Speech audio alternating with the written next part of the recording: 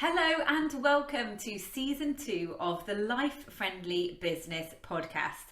I'm your host, Erin Thomas Wong. I'm a business mentor and coach with over 13 years of small business experience. The Life Friendly Business Podcast is all about doing it on your terms.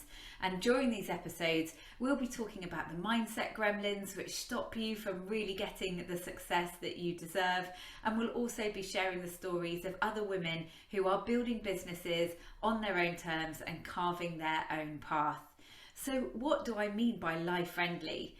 Well, I'm talking about a business that works for you. I'm talking about creating your own measures of success, doing things at your own pace and working around your family life or other commitments.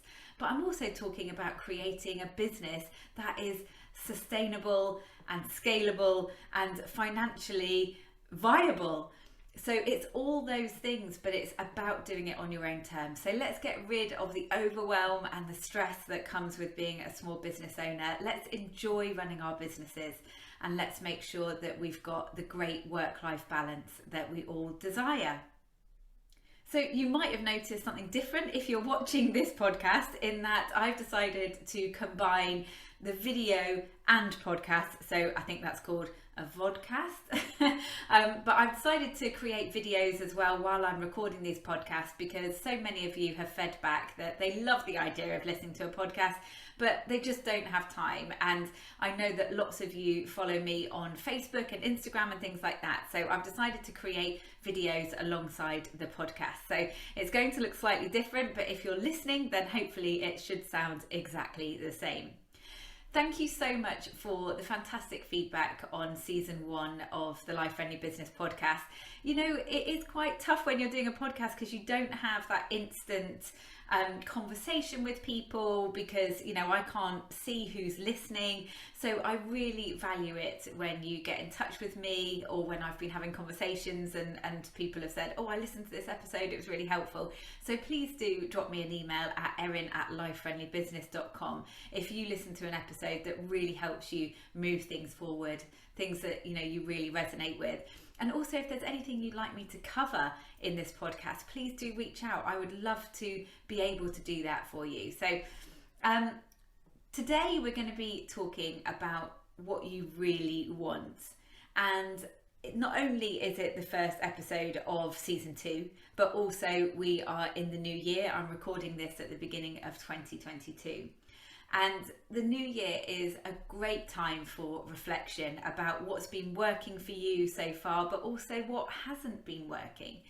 And I know that, you know, in some ways there's a lot of resistance about setting resolutions as such, because when you set a resolution, you either make it or you don't. And if you don't, then you feel like a failure. It's the old thing of like, I will go to the gym 3 times a week from January.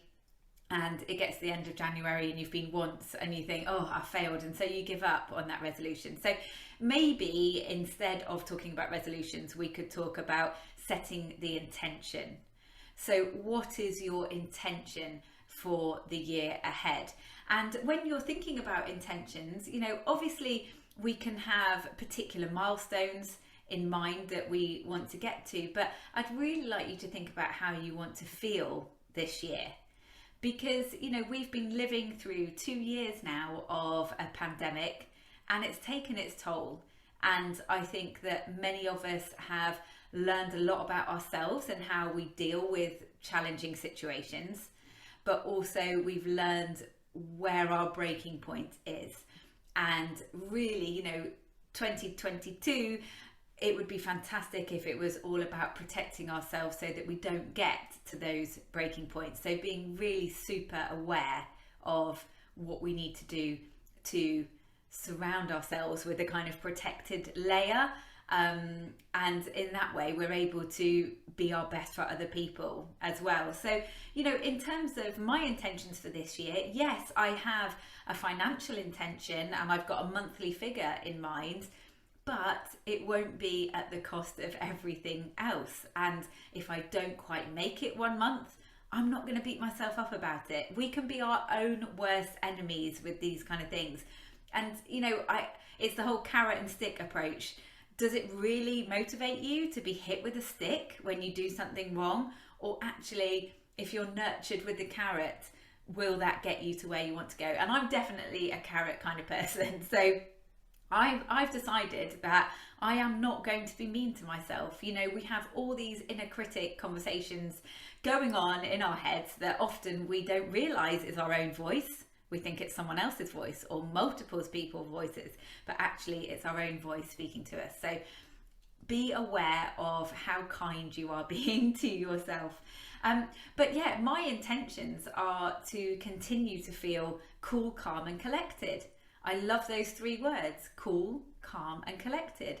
And when life gets busy, I'm going to slow it down. And when I feel overwhelmed, I'm going to stop and think about why I feel overwhelmed and make some changes.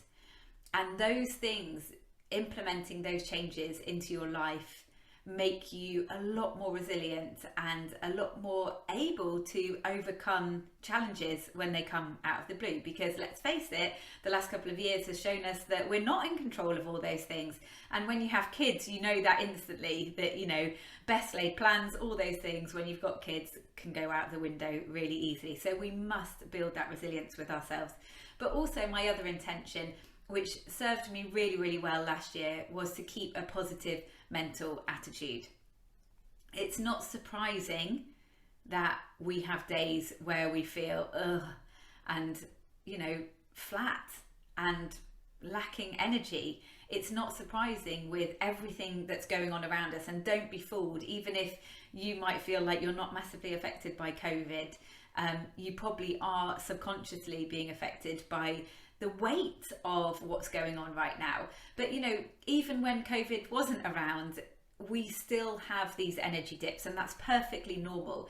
And I am not in any way saying that we shouldn't be having those, but what I'd love you to do is to be able to spend time thinking about what creates those dips for you and how you can get yourself back out of it. It's that whole thing about acknowledge how you're feeling, and sometimes you need to sit in it for a bit, but then find a way to move on. And the more you do that, the faster you'll be able to move on.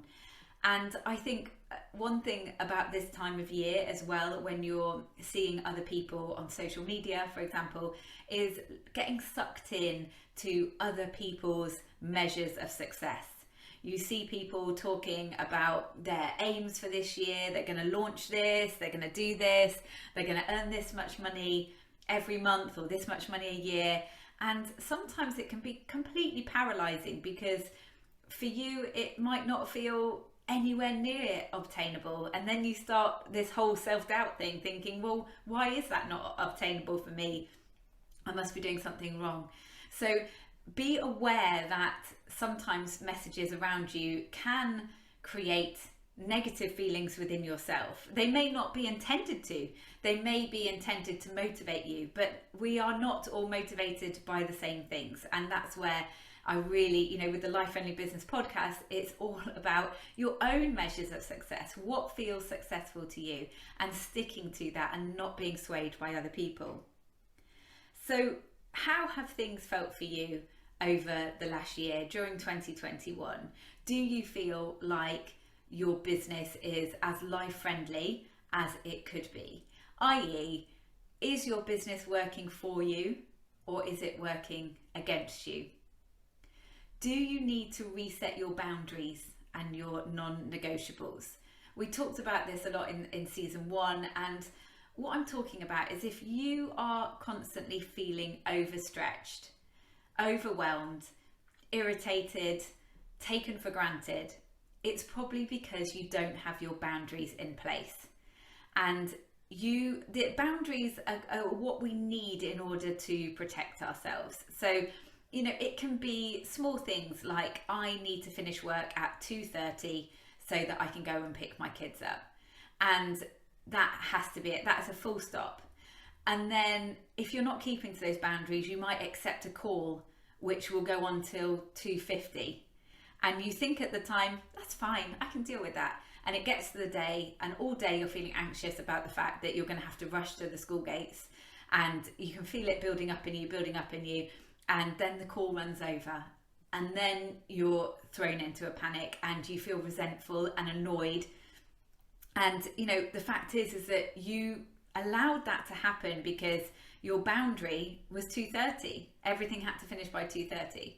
So in that example, we need to stick to our guns when we are scheduling calls and things like that. And you can use things like Calendly and Acuity scheduling, where you actually set those boundaries in your calendar, and then when people book in a call, they cannot book a call that goes past that time. So things like that. That's just a very small example. But also revisiting your boundaries in terms of, are you saying yes to things that you feel like you should do, or saying yes to things that are other people's urgent, when actually you've got enough going on yourself that you need to get done, and you're saying yes to more and more things, which is just creating massive overwhelm.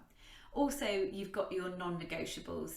What are those things for you? And for me, in terms of having 2 young children at school as well, when school finishes and they are back home and I'm organising dinner and all those things, I do not schedule calls unless it's something really urgent, because that is time that I put my mum hat on, and I don't work in the evenings, and that's partly for the kids, but partly because I am just rubbish in the evenings. I am a morning person, and so to me, something would have to be really, really important for me to break those non-negotiables. So most importantly as well, when you are setting these boundaries for yourself, you must communicate them to the people that need to know. So whether that's your partner, whether that's the kids if they're old enough, whether it's your clients, whether it's a business partner, whoever it is, you need to communicate those boundaries, because it's not surprising that you feel like people keep pushing you to do more stuff if you're not actually telling them what is okay and what is not okay with you. So definitely create those boundaries. And for me, I think that it's the mental boundary of when I will stop thinking about work. It's not just the doing, is it? It's the thinking, it's the being switched on, because we're small business owners. Most of us are just so obsessed with what we're doing and excited about the potential and the opportunity, and you can just find yourself getting all consumed in these thoughts, and then you're not present in the place that you need to be. And more and more over the last couple of years, I've really learned to manage my energy, and I've learned that I need to switch off my brain. I need to switch off and allow myself time, because then when I come back, I'm even more creative and I'm even more productive. So once you've set those non-negotiables and those boundaries for the coming year, you need to pair them with the business intentions that you have set for yourself. So is it actually viable? The things that you want to achieve this year, are they viable in the boundaries that you have set? And is it a realistic timeline? And also, are the things that you want to achieve, are they actually the right things to be focusing on? Are they a good use of your energy? Because remember, every time you say yes to something, you're saying no to something else. And a lot of the time we're saying no to our own well-being. So that's one thing to be very much aware of. But I'm not saying here, and that's one thing I want to keep reiterating with this podcast and talking about building a life-friendly business. I am not talking about getting rid of your ambition or just making do or just doing what you can. I'm talking about building a successful business, but I'm talking about doing it on your own terms. So when I'm talking about, are things viable, are things realistic, I don't want you to set yourself up for failure, because there's nothing worse than deciding on this massive big goal and that that it's going to be really time pressured and it'll be okay, I'll be able to manage, and then you just reach burnout, and then you feel like a failure, and then you lose confidence. But let's stop there. Wind that back and create yourself realistic timetables for achieving these things in your business. So just to finish off, my top tip for the year ahead is to make sure that you're getting the support that you need. So you've thought about how you want to feel this year. You've thought about what the boundaries are that you need to have in place and your non-negotiables. And you've also thought about whether the goals that you've set within your business or the intentions you set within your business, whether they're realistic and viable. If not, tweak them a little bit. I'm not saying bin them, I'm saying tweak them a little bit. But I really want you to think about what support you can utilize. And this might be support that you already have in your life. People may have been offering you help and you've been saying, no, it's fine, I'll do it myself.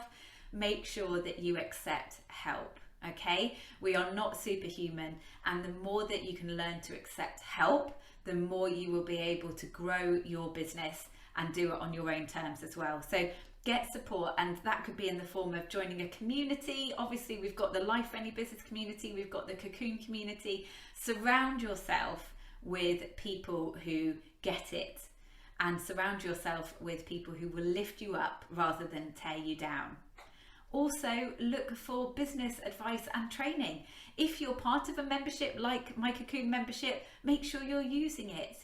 Make sure that you are scheduling in the time to check out some training, implement something from it. That is when you're going to be able to progress. I've got a bit of a mantra in the Cocoon membership, which is about learning, implementing and progressing. Because if you sit down and watch a 20-minute video or read a blog post about something and then think, okay, yeah, that was really helpful, okay, yeah, I'll do that later, and then you just leave it and months go by and you've kind of forgotten that knowledge. You need to implement something in order for it to have an impact in your business. And I think that we can get really stuck in that learning loop of just consuming all this information and not actually acting on it. So make sure that you're doing that. So get business advice and get training. Make sure that you are basically taking a shortcut by getting help from people that know what they're talking about. Because, I speaking from my own experience, I've been in business for 13 years. I've had 5 different businesses. I've done a lot of stuff for free or on a shoestring budget, and it takes longer, believe me. So take that business advice where you can get it. And also, finally, accept help in your home life. Accept help with the kids. Like, think about people that have been offering to help you, but also maybe you haven't got people offering. Maybe you're not fortunate enough to have people around you who offer those kind of things, like grandparents. But maybe you could put the kids in after school club one day a week to give you that extra hour to help you achieve that certain goal. Maybe you could get a cleaner once a fortnight, once a month, to take that weight off you. All sorts of things. I know people, get those meal boxes as well delivered, just to take something out of your brain so that you can spend that time either working on your business or looking after yourself. So I'd really love you to think about what you want this year to look like and to feel like, and do reach out. Take a look at lifefriendlybusiness.com on all the different ways that I can help you do that. But it's great to be back on the Life Friendly Business podcast. Like I say, I would love to hear from you. I'd love to get any feedback on what's been helpful and also what you would like me to cover. If there's anyone you'd like me to interview as well, please do reach out. So you can find me on social at lifefriendlybiz or email erin@lifefriendlybusiness.com. See you next week.